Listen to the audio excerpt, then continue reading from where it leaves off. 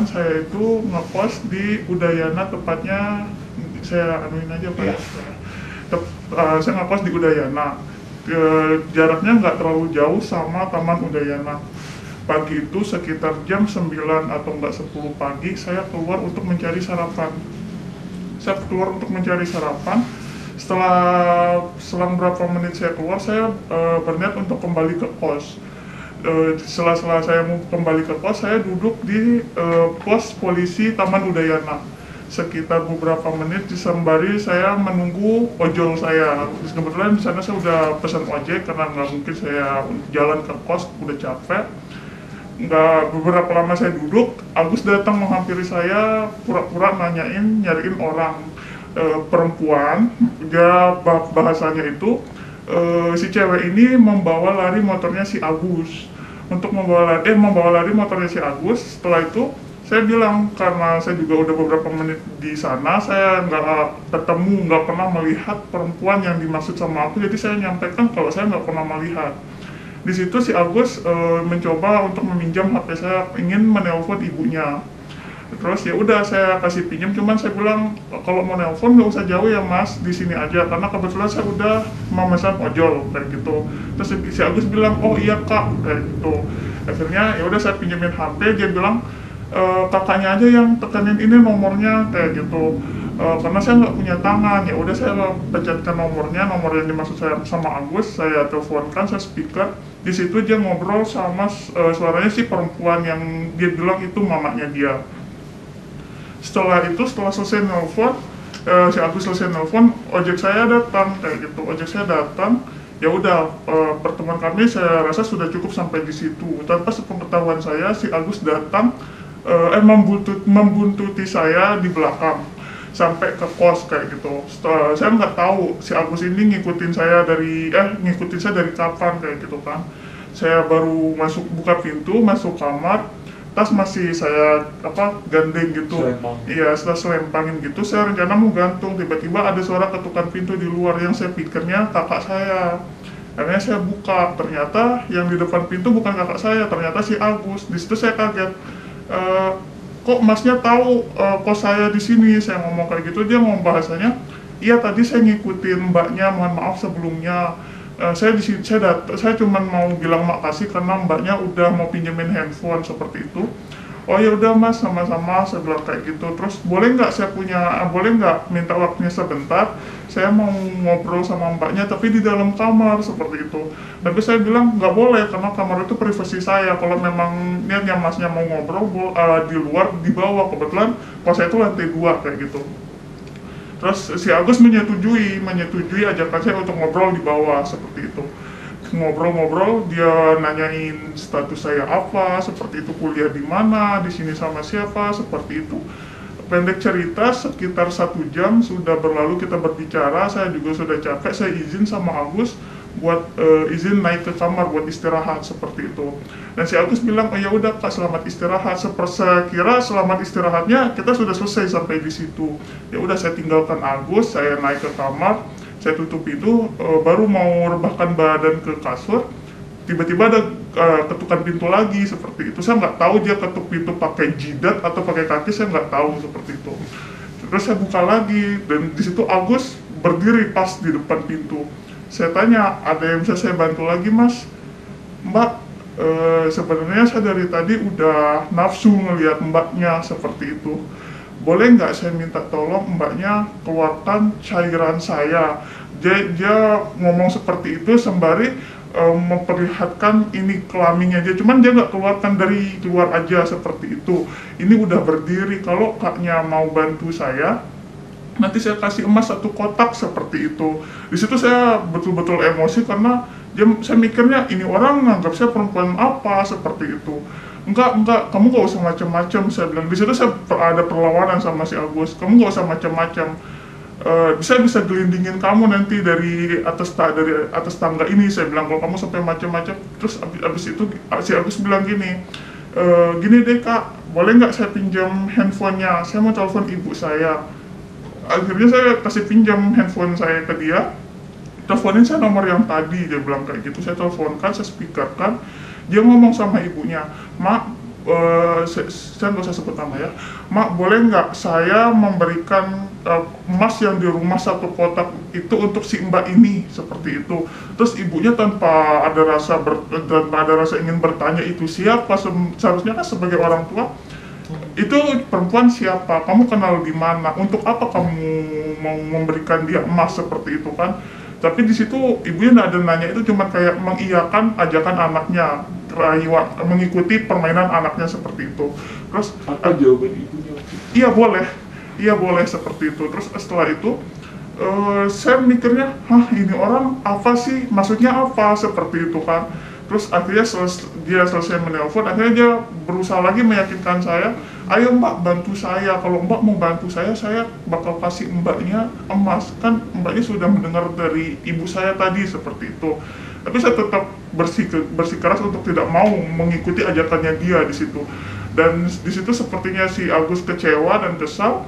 Dia karena iming-imingnya dia saya tidak terasa dengan iming-imingnya dia berusaha mendorong pintu saya kebetulan pegang pintu dan tembok, dia berusaha mendorong seperti itu menggunakan badannya, dan di situ tenaganya memang cukup kuat untuk saya sebagai seorang wanita gitu, dia kan laki-laki, saya bilang. Terus saya di situ hampir terpental, terus dia berusaha aja kayak gitu, kamu nggak usah macam-macam, kalau kamu macam-macam itu saya teriak dan saya gelindingin kamu, seperti itu. Dan puji Tuhan, syukurnya Tuhan masih melindungi saya bisa menutup pintu itu, akhirnya saya mengunci pintu itu. Setelah kejadian itu, sore harinya tuh saya cerita sama kakak saya bahwa tadi saya diikutin sama orang, bahkan saya hampir mau dilecehkan, saya bilang kayak gitu. Akhirnya kakak saya karena rasa was-wasnya juga, akhirnya bertekad untuk ya udah kita pindah kos aja, karena ini kan kosnya juga udah mau selesai, dia bilang kayak gitu. Ya udah kita pindah kos aja, kita nggak tahu nanti niat orang, mungkin awalnya dia datang sendiri, nanti bawa orang, kamu diapa-apain, seperti itu. Dan tekad saya, kenapa saya berani speak up seperti ini, karena saya kasihan sama korban. Dia sudah menjadi korban, dia disudutkan sama para netizen. Apakah netizen tidak mengerti bagaimana perasaan jadi korban, bagaimana jika posisi itu terjadi pada dirinya, seperti itu. Dia menyudutkan korban, bilang korban itu bodoh. Saya yakin korban itu juga tidak ingin hal seperti itu terjadi, saya bilang kayak gitu. Makanya mari di sini teman-teman, mohon dukungannya, jangan biarkan anak cucu kita menjadi korban kekerasan seksual selanjutnya. Baik, sekian dan terima kasih yang bisa saya sampaikan. Kalau dilihat dari gaya Agus yang seperti itu, ketika itu di kos-kosan tidak ada orang misalnya, tidak ada ibu kos atau kebetulan ibu kosnya dia ini pergi kerja, kebetulan ibu kosnya PNS, dan di kos itu kalau pagi itu emang agak jarang ada orang. Iya. Mbak merasa Agus memang mengintai sejak lama lokasi itu, atau saya secara kebetulan saja dia? Mungkin secara kebetulan, karena mungkin di situ dilihat posisi saya sendiri seperti itu. Seperti korban-korban yang lainnya, dia kan mencari korban yang sendirian dan selalu menganggap korban yang sendirian galau. Dia nggak tahu kalau nggak mesti orang yang sendirian itu galau, mungkin dia nunggu teman atau nunggu siapa, seperti itu. Jadi ya buat kita juga para perempuan, pintar-pintarlah jaga diri, seperti itu. Ada mantra-mantra nggak dia harus? Kalau saya masalah ngobrol 1 jam itu, masalah mantra, saya nggak terlalu fokus ke mantra gitu ya mbak ya. Saya ya udah fokus ke ceritanya dia di situ juga berusaha buat mengulik cerita saya, cuma saya tidak termakan karena ya udah itu masa lalu saya, cukup saya dan Tuhan yang tahu, orang lain tidak perlu tahu, seperti itu. Gimana dia mengulik itu? Dia kayak saya punya masa lalu, dia bercerita seperti ini, terus pasti mbaknya punya masa lalu. Saya cuma bisa menjawab, saya memang punya masa lalu, saya bilang, cuman ya udah cukup saya dan Tuhan yang tahu seperti apa masa lalu saya. Tidak perlu kita mencari simpati ke orang dari masa lalu kita, karena belum tentu orang itu benar-benar memberi kita jalan. Iya, seperti itu. Ya kalau di iming-iming yang lainnya, cuman kalau yang di saya sendiri cuman sebatas emas 1 kotak itu doang sih. Dan saya itu masih ingat banget pakaian yang digunakan itu warna putih seperti pakaian lusuh gitu, pucel seperti itu. Dan setelah 1 bulan setelah kejadian itu, si pelaku juga sempat kontak saya lagi. Saya waktu itu saya belum blokir juga nomornya dia, kenapa dia bisa kontak saya, karena tadi dia menggunakan HP saya, seperti itu. Waktu itu apa dia Ya? omongkan waktu mengontak lagi? dia cuma tanya lagi di mana, apa kabar, terus ngajakin ketemu, cuma saya nggak pernah respon lagi sih. WA. WA. Ya saya masih ingat banget profil WA-nya itu dia pakai baju biru, pakai ini. Iya, udah. Sama aja foto bertiga, ada ibunya, terus nggak tahu cewek itu siapa dan foto dia seperti itu. Mbak yakin waktu itu memang ibunya yang dia telepon, bukan orang lain? Ibunya, karena di profil WA pas dia nelpon itu kan foto mereka bertiga seperti itu, dan itu juga suaranya orang tua gitu.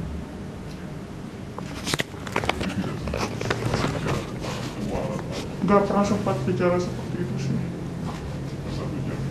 Iya, cuma dia nanya-nanyain, sempat ada bahasa dia mau ngajak saya nikah, cuman saya mikirnya ngapain saya harus nikah sama kamu, nyusahin gitu.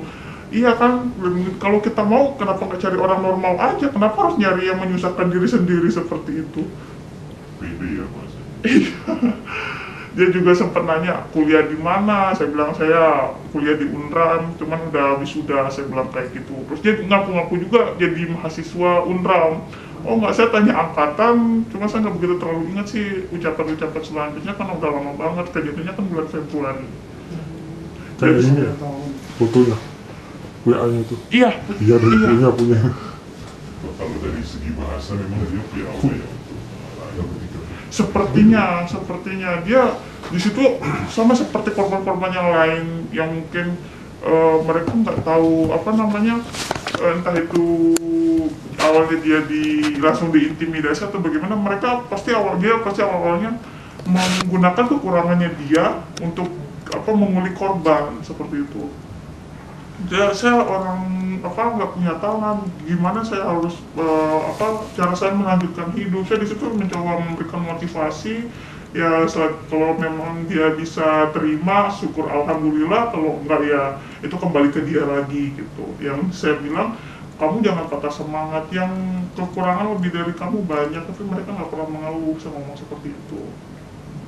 Kamu cuma nggak punya apa namanya tangan, tapi orang tua kamu masih mau mengurus kamu. Bahkan banyak yang kekurangan di sana mereka dibuang sama orang tuanya, saya bilang seperti itu. Kamu sampai di kuliah kan, saya bilang kayak gitu. Bahkan sampai sebesar ini kamu diurus, dan dia juga ngomong saya mandi aja masih dimandikan sama orang tua seperti itu. dia itu 1 jam pembicaraan dengan Agus itu hanya ngobrol saja gitu. Iya, ngobrol aja. Di situ juga dia sempat ada, kan saya sudah punya anak, saya sudah menikah, cuma bisa dia minta lihat foto anak saya, terus dia bilang kok ganteng sekali, dia bilang saya mau kok jadi bapak dari anak ini. Hah? Buat apa? Ngapain saya harus mencari orang seperti kamu dalam hati saya? Cuma saya nggak mau melukai hatinya dia gitu. Saya ya udah dalam hati aja kayak gitu. Kenapa harus kamu gitu?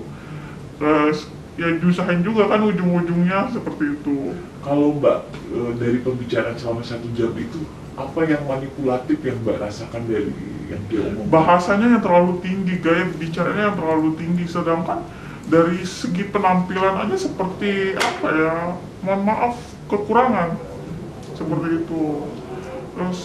Waktu dia bilang apa, saya bakal memberikan kamu emas 1 kotak asalkan kamu mau tolongin saya buat keluarkan air saya bilang kamu lebih membutuhkan, saya masih bisa bekerja untuk mendapatkan uang, perjalanan kamu masih panjang, kamu nggak perlu kasih ke saya bilang. Dan mohon maaf untuk apa, pertolongan seperti itu saya mohon maaf saya nggak bisa. Di situ saya masih berusaha sabar kayak gitu, cuma dengan gayanya yang seperti itu mencoba melecehkan saya juga emosi. Karena saya udah baik sama kamu malah niat lain ke saya seperti itu. Dia memaksa terus ya? Dia memaksa, di situ dia ada, karena dia mungkin sakit hati juga, nggak bisa memanipulatif saya.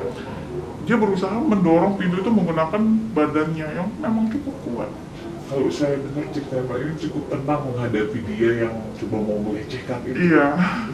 Itu gimana itu Awalnya itu yang terpikirkan apa? Awalnya sih saya takut kan. Awalnya saya takut kayak ini orang dia distabilitas loh, tapi dia punya pikiran picik seperti itu, kayak apa yang ada di pikirannya dia seperti itu. Dan setelah kejadian itu, saya juga seringkali melewati Widayana untuk cari makan sama Mbak He. dia nggak ada rasa takut, mungkin masih dengan percaya diri, dia nggak ada takut saya mau melaporkan atas kejadian apa yang dilakukan sama saya itu. Dia masih berkeliaran di sekitaran sana. Setelah itu sering ketemu gitu, sering melihat dia di situ. Sering melihat, cuman saya nggak memperlihatkan muka saya seperti itu. Saya cuma kasih tahu itu loh mbak yang kemarin mau niat, udah kamu nggak usah lihat. Berapa kali melihat Agus tetap ada di Udayana? Lumayan sering kalau saya lewat di Udayana, kadang malam, kadang pagi gitu. Dia rajin sekali ya. Rajin. Nah, kapan mulai terpikirkan harus speak up itu?